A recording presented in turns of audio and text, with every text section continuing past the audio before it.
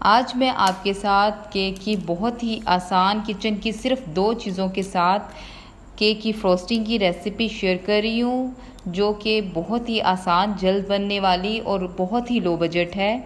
इसके लिए मुझे चाहिए 2 अंडों का वाइट पार्ट। यहाँ पे मैं 2 अंडों का वाइट पार्ट ले रही हूँ और येलो पार्ट मैं सेपरेट कर रही हूँ। मुझे यहाँ पे सिर्फ 2 अंडों का वाइट पार्ट ही चाहिए। इसके अलावा इसके अंदर मैं ऐड कर रही हूँ 1 कप पिसी हुई चीनी। आप चाहे तो आइसिंग शुगर भी इस्तेमाल कर सकती हैं। साथ ही इसके अंदर मैं 1 चम्मच वनीला एसेंस का इस्तेमाल कर रही हूँ।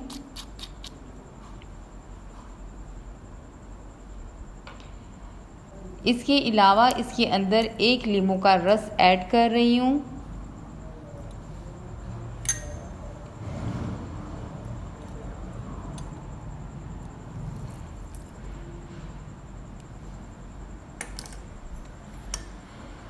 इसके बाद सारी चीज़ों को आप अच्छी तरह चम्मच की मदद से मिक्स कर लें। अच्छी तरह इसको मिक्स कर लेने के बाद इसका कुकिंग प्रोसेस हम शुरू करेंगे, लेकिन हमने इसको डायरेक्ट हीट नहीं देनी।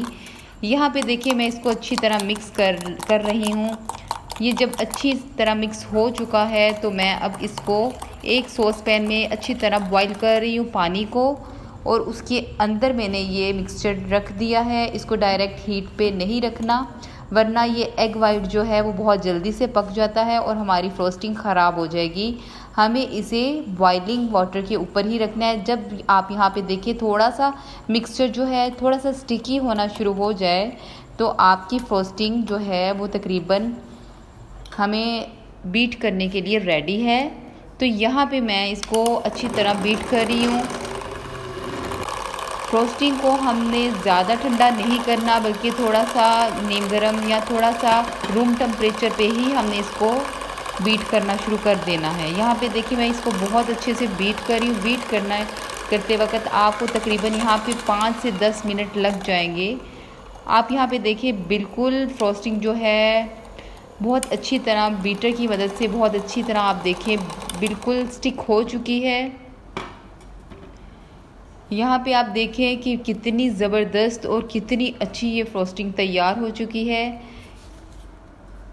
ये फ्रोस्टिंग जो है ये वैसे नेचुरल जो क्रीम है उससे थोड़ी सी ज़्यादा मीठी होती है। तो आप इसका जब केक बनाएं तो उसके अंदर मीठा जो है उसके अंदर चीनी की जो मिकदार है थोड़ी सी कम रखें, तो आपकी फ्रोस्टिंग जो है उसके मीठे को ये बैलेंस कर देगी।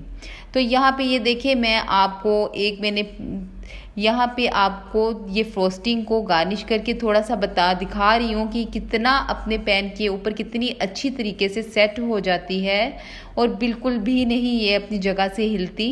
ये बहुत ही ज़बरदस्त फ्रोस्टिंग तैयार हुई है। आप किसी भी पैन केक पे या केक पे किसी भी तरह से इसको इस्तेमाल कर सकती हैं। और अगर आपको मेरी रेसिपी पसंद आए तो लाइक करें, सब्सक्राइब करें, दोस्तों के साथ शेयर करें और कमेंट बॉक्स में आके आप मुझे ज़रूर अपनी राय का इजहार करते हैं। Thank you. अल्लाह हाफिज़।